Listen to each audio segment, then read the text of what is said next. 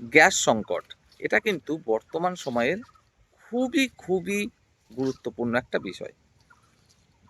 আপনারা অনেকেই gas book করতে চেষ্টা করছেন কিন্তু বুকটাই করতে পারছেন না। তাই আরও বেশি চিন্তিত হয়ে পারছেন যে আগামী দিনে গ্যাস পাবো তো, রান্না হবে তো আমাদের রান্নাঘরে, নাকি না খেয়েই থাকতে হবে।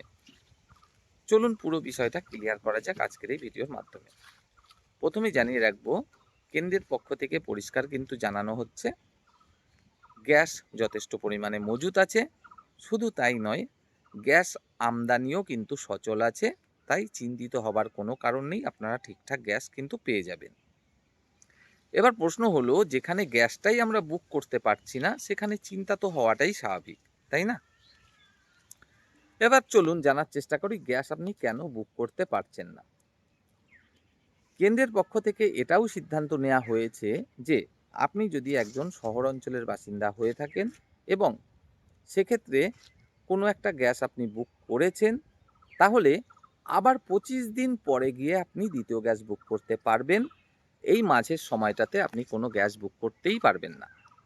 আর যদি আপনি গ্রামাঞ্চলের বাসিন্দা হয়ে থাকেন, তাহলে কোনো একটা গ্যাস বুক করার 45 দিন পরে আপনি দ্বিতীয় গ্যাস বুক করতে পারবেন।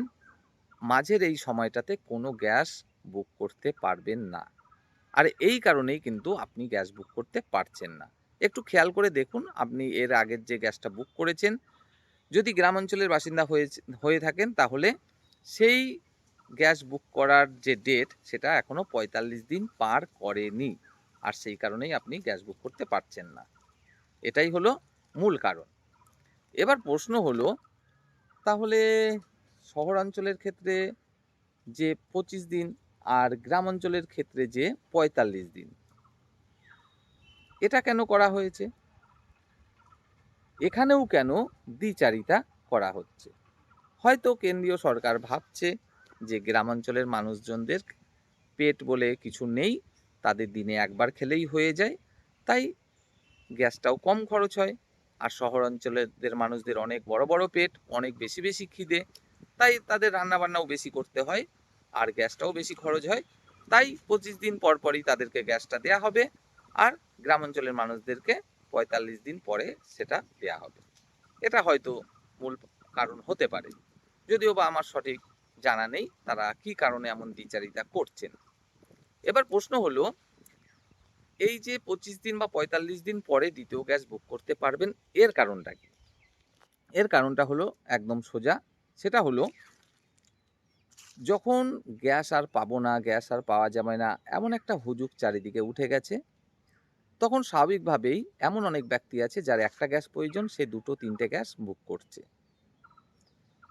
এবং একটা সংস্থা, তার তো একটা ক্যাপাসিটি থাকে যে আমি মাসে 10,000 গ্যাস সরবরাহ করতে পারবো।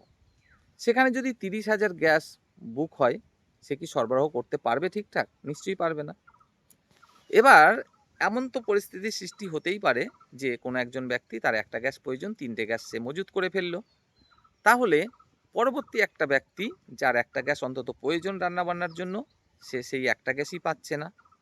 তাই এমন পরিস্থিতি যেন সৃষ্টি না হয়, তাই কিন্তু এই সিদ্ধান্তটা নেওয়া হয়েছে। অবশ্যই সিদ্ধান্তটা খুবই ভালো। তবে এই যে গ্রাম অঞ্চলের ক্ষেত্রে 45 দিন পর গ্যাস বুক করা যাবে, এটা কিন্তু মোটেই মানার মতো নয়। কারণ একটা গ্যাস 45 দিন কোনো মতেই কিন্তু চলে না।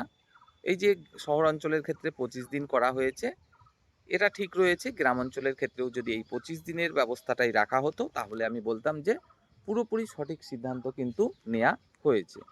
কিন্তু এখানে যে মনে করা হচ্ছে গ্রামাঞ্চলের মানুষরা হয়তো দ্বিতীয় শ্রেণীর নাগরিক, তাদের গ্যাস না হলেও চলবে, কিংবা মনে করা হচ্ছে যে গ্রামাঞ্চলের মানুষদের পেট একদম ছোট, তাদের রান্না খুব কম করতে হয়, তাদের খেতে কম হয়, তাই গ্যাস কম খরচ হবে।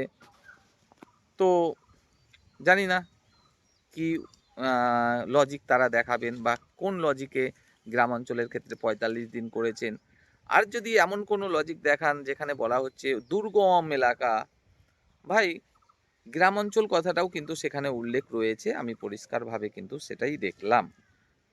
তো দুর্গম বা গ্রাম্য বা দুর্গম কথাটা কেন ব্যবহার করা হবে এবং সেই লজিকে কেন 45 দিন করা হবে? আর দুর্গম কেনই বা থাকবে? কেন থাকবে? যদি এখনো এমন এলাকা থাকে যেখানে ৪৫ দিন সময় লাগতে পারে একটা গ্যাস পৌঁছে দেওয়ার, তাহলে বলবো আপনারা কি কাজ করছেন এত বছর ধরে? আপনারা যে সরকারে রয়েছেন, আপনারা ক্ষমতায় রয়েছেন, কি কাজ করছেন আপনারা এতদিন ধরে যে ৪৫ দিন লাগতে পারে একটা গ্যাস পৌঁছে দিতে?